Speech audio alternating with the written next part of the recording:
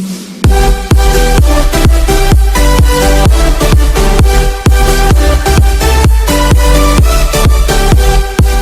Everyone, welcome to chemistry solve. आज हम देख रहे हैं बीएससी फाइनल ईयर का प्रैक्टिकल। ओके, आज हम देख रहे हैं बीएससी फाइनल ईयर का प्रैक्टिकल। तो बीएससी फाइनल ईयर में हमारे जो प्रैक्टिकल्स है सेमेस्टर 5th में, तो वो जो प्रैक्टिकल है वो स्टार्ट होते हैं इनऑर्गेनिक प्रिपरेशन से। किधर से? इनऑर्गेनिक प्रिपरेशन से। अब इनऑर्गेनिक प्रिपरेशन यानी ये कैसे रहेंगे? ये सेम ऑर्गेनिक की प्रिपरेशन के जैसे रहेंगे। जैसे वहाँ पर हम ऑर्गेनिक में प्रिपेयर करते थे कोई भी कंपाउंड, वैसे यहाँ पर भी हम प्रिपरेशन करेंगे। तो प्रिपरेशन में प्रोसीजर तो सेम रहेगी। वहाँ पे भी जैसे हम रिक्रिस्टलाइजेशन वगैरह करते हैं, वैसे यहाँ पे भी रिक्रिस्टलाइजेशन करना पड़ता है। और कुछ बार किया भी नहीं तो भी चलता है। इनऑर्गेनिक कॉम्प्लेक्सेस में प्रिपरेशन आपने रिक्रिस्टलाइजेशन किया भी नहीं तो भी चलता है, क्योंकि वो बहुत टाइम कंज्यूमिंग प्रोसेस होती है इनऑर्गेनिक के लिए। ठीक है, तो जैसे वहाँ पर हम रिएक्टेंट लेते हैं, उसके बाद में वो रिएक्शन करते हैं, उसके बाद में हमको प्रोडक्ट मिलता है, वैसे ही यहाँ पे प्रिपरेशन करते वक्त हमको रिएक्टेंट रहेंगे। रिएक्टेंट के ऊपर हम रिएजेंट डालेंगे और रिएजेंट डालने के बाद में हमको कुछ प्रोडक्ट मिलेगा। और कैलकुलेशन भी सेम उसी टाइप में रहेंगी जैसे वहाँ पे होती थी। जैसे कि वहाँ पे थ्योरेटिकल यील्ड, प्रैक्टिकल यील्ड हम कैलकुलेट करते थे, वैसे यहाँ पे भी थ्योरेटिकल यील्ड और प्रैक्टिकल यील्ड हमको कैलकुलेट करना है। और ये जब हम लैब में करेंगे इनऑर्गेनिक केमिस्ट्री, तो इसको हम क्या कहेंगे? इसको हम कहेंगे सिंथेटिक इनऑर्गेनिक केमिस्ट्री। इसको क्या कहेंगे हम? Synthetic inorganic chemistry. तो यहाँ पर एक्चुअल में होता क्या है कि कोई भी रिएक्टेंट हम लेंगे जो कि इनऑर्गेनिक होगा, वो जो हम रिएक्टेंट लेंगे वो इनऑर्गेनिक सब्सटेंस रहेगा, उसमें हम रिएजेंट डालेंगे या रिएजेंट ऐड करेंगे, उनकी कुछ रिएक्शन होगी तो प्रोडक्ट फॉर्म होगा। वो प्रोडक्ट जब फॉर्म होगा तो हम उसको रिक्रिस्टलाइज करेंगे या नहीं करेंगे, it is depend on time. Okay, अगर वो प्योर फॉर्म में मिलता है तो वो हमको वैसे ही लेना है, अगर नहीं मिलता है प्योर फॉर्म में तो हमको रिक्रिस्टलाइज करना पड़ेगा। ठीक है, पर इनऑर्गेनिक में recrystallisation is not that much important. Okay, तो वैसे जैसे वहाँ पे यील्ड हमको चाहिए होता है मैक्सिमम, वैसे यहाँ पर भी यील्ड का बहुत इंपॉर्टेंस है। यहाँ पर भी यील्ड कैसे चाहिए? इनऑर्गेनिक केमिस्ट्री में, इनऑर्गेनिक के प्रैक्टिकल में यील्ड मैक्सिमम होना चाहिए।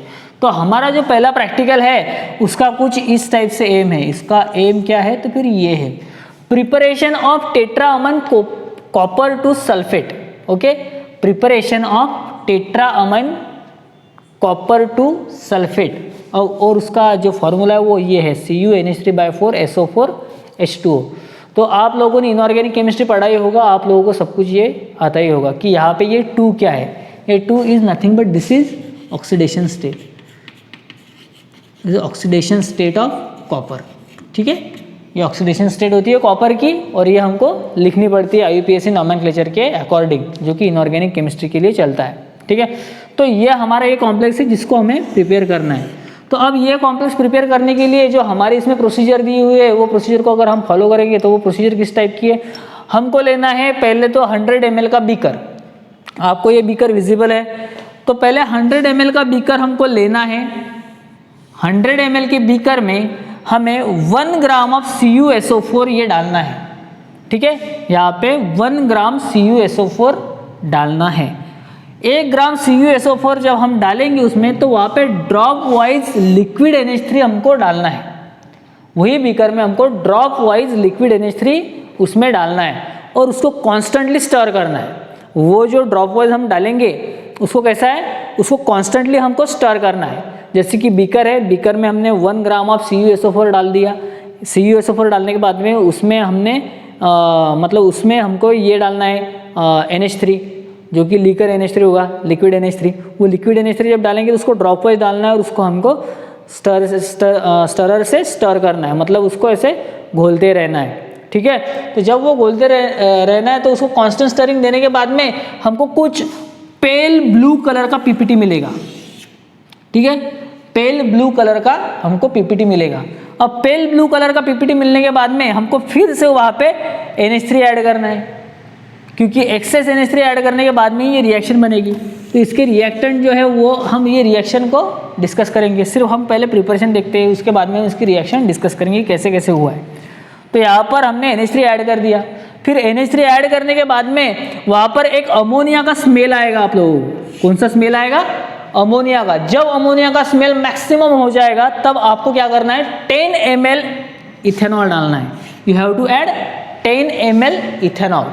After that you have to stir again, उसको अगेन हमको घुमाना है, उसको फिर से ऐसे घोलते रहना है। जब घोलते रहेंगे तो वो जो पेल ब्लू कलर का था वो बन जाएगा डार्क ब्लू कलर का। वो कैसे बन जाएगा, डार्क ब्लू कलर का कंपाउंड बन जाएगा। तो जब वो डार्क ब्लू कलर का कंपाउंड बन जाएगा, उसमें 10 ml इथेनॉल जब हम डालेंगे तो वो जो कलर है वो डिसअपियर होने के लिए शुरुआत हो जाएगी। ठीक है, सॉरी यहाँ पर वो डार्क ब्लू नहीं आपने लगा, यहाँ पे वो डिसअपियर होगा। ठीक है, यहाँ पर वो हमको ब्लू कलर मिला, हमने NH3 ऐड किया तो यहाँ पर वो डार्क कलर मिलता है। ठीक है, अमोनिया स्मेल जहाँ पे आता है वहाँ पे हमको डार्क कलर मिलता है, डार्क ब्लू।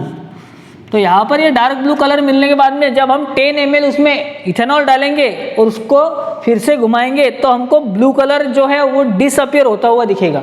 वो ब्लू कलर हमको जाता हुआ दिखेगा। ठीक है, तब उसको 30 मिनट के लिए वैसे ही रख देना है। और 30 मिनट जब उसको वैसे ही रखेंगे तो वहाँ पे कुछ तो भी कंपाउंड आपको दिखेगा ऐसे क्रिस्टल टाइप में। वो जो क्रिस्टल्स रहेंगे वो CuNH3/4 SO4 के रहेंगे, जिसको हम कहते हैं टेट्रा अमन कॉपर 2 सल्फेट। ओके, टेट्रा अमन कॉपर 2 सल्फेट। तो यहाँ पर सिंपली अगर हमको बताना है तो यहाँ पर क्या हो रहा है, तो यहाँ पर ये रिएक्शन हो रही है, कौन सी, ये वाली आपको ये दिख रही है क्या, यहाँ पर CuSO4 जो होता है, ठीक है, CuSO4 रिएक्ट करेगा, CuSO4 NH3 के साथ में इसकी रिएक्शन होगी और हमको मिलेगा CuNH3/4 SO4। तो यहाँ पर ये Cu की जो स्टेट होगी वो SO4 की ऑक्सीडेशन स्टेट जैसे रहेगी। अब Cu है मेटल तो उस पर आ जाएगा positive charge and SO4 will dissociate into negative charge. ये आप लोगों का सब कुछ इनऑर्गेनिक में हो चुका है। ठीक है, इनऑर्गेनिक केमिस्ट्री में ये आपका हो चुका है। ऑक्सीडेशन स्टेट कैसे निकालते हैं ये आपको पता होगा।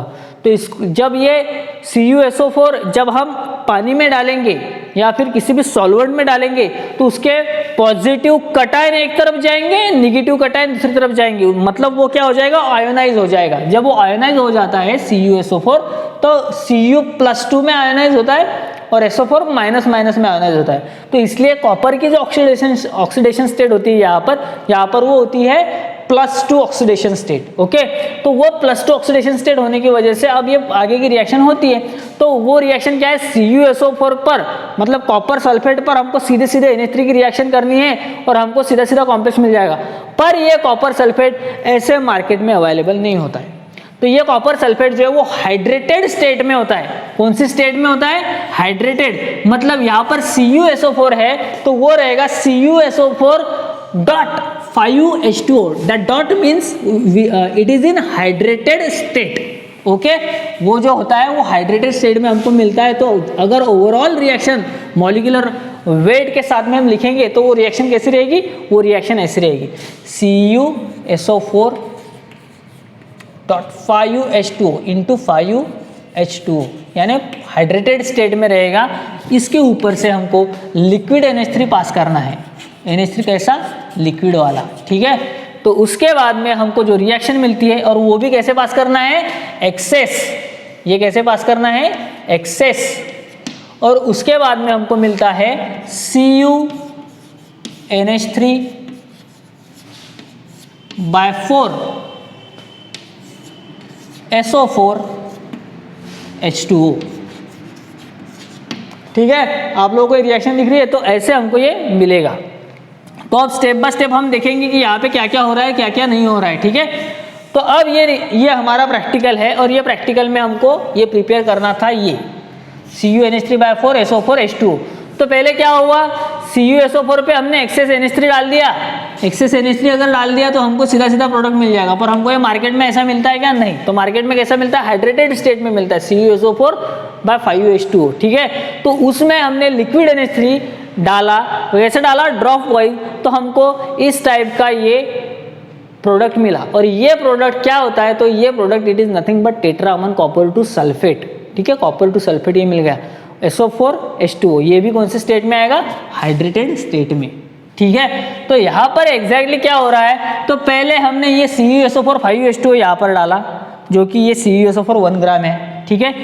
वो 100 ml बीकर में 1 ग्राम लेना है, उसके बाद में ड्रॉप वाइज हमको वहाँ पे लिक्विड NH3 डालना है। फिर ये हाइड्रेटेड स्टेट में जो रहेगा वो वहाँ पे वो पेल ब्लू कलर आ जाएगा, इसका ये प्रिपेयर हो जाएगा पेल ब्लू कलर में, पेल ब्लू। फिर उसमें फिर से हम NH3 डालेंगे, तो वो NH3 यहाँ पे भी रिएक्ट कर सकता है, H2O के साथ में, SO4 के साथ में भी रिएक्ट करेगा। तो इसलिए वहाँ पे हम फिर से NH3 डालते हैं, जो कि एक्सेस हो जाता है। फिर एक्सेस होने के बाद में वहाँ पे कॉपर का कॉम्प्लेक्स फॉर्म हो जाएगा। तो कॉपर का जब कॉम्प्लेक्स फॉर्म हो जाएगा तो वहाँ पे डार्क ब्लू टाइप का एक कलर आ जाएगा, और वहाँ पे वो सॉल्यूशन जो है वो कैसा स्मेल करेगा, अमोनिया का। यहाँ पे अमोनिया का स्मेल आ गया आपको, कि आपको क्या करना है, 10 ml इथेनॉल डालना है। इथेनॉल क्यों डालना है, क्योंकि इथेनॉल में ये पूरा का पूरा प्रोडक्ट क्या होता है, इनसोल्युबल होता है। ये फिर क्या करेगा, क्रिस्टल फॉर्म करेगा। क्रिस्टल फॉर्म होने के बाद में हमको क्या करना है, उसको स्टर करते रहना है। जब वहाँ पे हम इथेनॉल ऐड करेंगे तो वो स्टर करने के बाद में वहाँ पे क्या फॉर्म हो जाएगा, क्रिस्टल, क्योंकि वहाँ पे वो उसमें डिसॉल्व नहीं होता। फिर उसके बाद में हमको क्या मिलेगा, ब्लू कलर जो होगा उसका वो डिसअपियर हो जाएगा।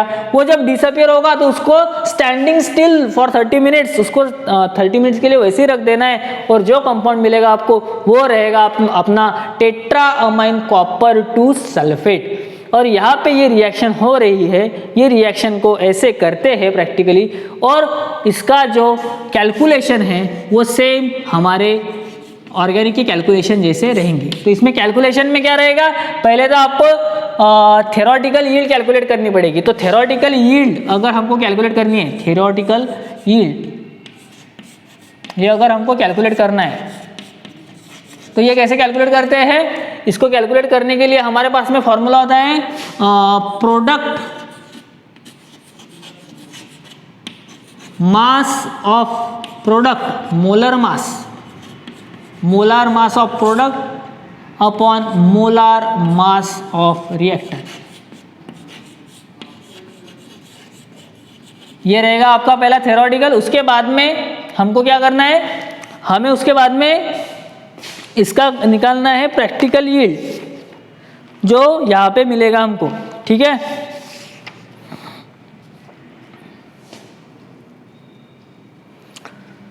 तो ये एक्सपेरिमेंट करने के बाद में यहाँ पे कुछ तो भी कंपाउंड ये आएगा, ये जो आएगा वो रहेगा हमारा प्रैक्टिकल यील्ड। तो सेकंड क्या है, परसेंट यील्ड।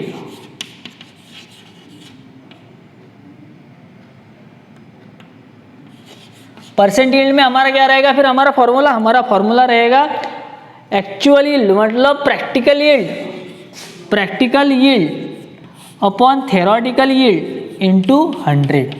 ये हमको फॉर्मूला अप्लाई करना है, ठीक है। और ये फॉर्मूला अप्लाई करने के बाद में हमको कितने परसेंट हमारा यील्ड आया ये समझेगा। तो कैलकुलेशन में आपको ये करना है। तो आई होप आप लोगों को ये सब कुछ समझ में आ गया होगा। अगर नहीं आया होगा तो आप मुझे कमेंट सेक्शन में पूछ सकते हो, फिर से अपनी एक्सपेरिमेंट ले लेंगे। और अगर हुआ तो ये हमारे जो है वो एक्सपेरिमेंट हम जब कॉलेज शुरू हो जाएगा तब हम देखेंगे कि इसको एक्सपेरिमेंटली कैसे करना है, ठीक है। तो एक्सपेरिमेंटली इसको ऐसे किया जाएगा, और ये आपको ध्यान में रखना है। क्या करना है, first you have to take 1 gram of CuSO4 in 100 ml beaker, okay. Then you have to add drop wise liquid NH3. It is up to 3 ml, okay. Then you have to stir it constantly. After that you will get pale blue color PPT, okay. That pale blue color PPT is nothing but this CuNH3/4 SO4, ये, ठीक है। Then you have to add NH3 again to get pure form. When you add NH3 again, then you will get dark blue color product, and that product will smell like ammonia. It has maximum smell of ammonia. Then you will add 10 ml of ethanol, okay. Why you are going to add ethanol? Because ethanol and this particular product, those are insoluble, okay. This particular copper sulfate is insoluble in alcohol. That's why we are going to take ethanol to get more precipitate, okay. Then we will stir it again. After stirring you will get blue color, the color you got in last step, that is blue, that color will be disappear in this step after stirring, okay. Then blue color will be disappear, यहाँ पे वो disappear हो जाएगा। When that blue color will disappear, you have to put it stand for 30 minutes, okay. Put it stand for 30 minutes. जब वो ऐसे रहने दोगे आप 30 मिनट के लिए, उसके बाद में you will get your compound. That compound is nothing but this tetraammine copper 2 sulphate. Calculation part, you have to calculate first theoretical yield. Theoretical yield means what? Molar mass of product upon molar mass of reactant. Molar mass of product upon molar mass of reactant. You have to calculate molar mass of this. This is it is given in your book, as well as this the mass of this particular reactant is given in your book. So molar mass of product upon molar mass of reactant, that will give you theoretical yield. Okay, that theoretical yield will again be in use for to calculate the practical yield, percent practical yield. So what is the percent yield? Percent yield will be practical yield upon theoretical yield into 100, then you will get percent yield. I hope you got everything and I hope you understand everything. So if you didn't understand anything about this any topic or anything about this particular practical, you can comment down below, then I will take it in next lecture or next video. Okay, thank you very much.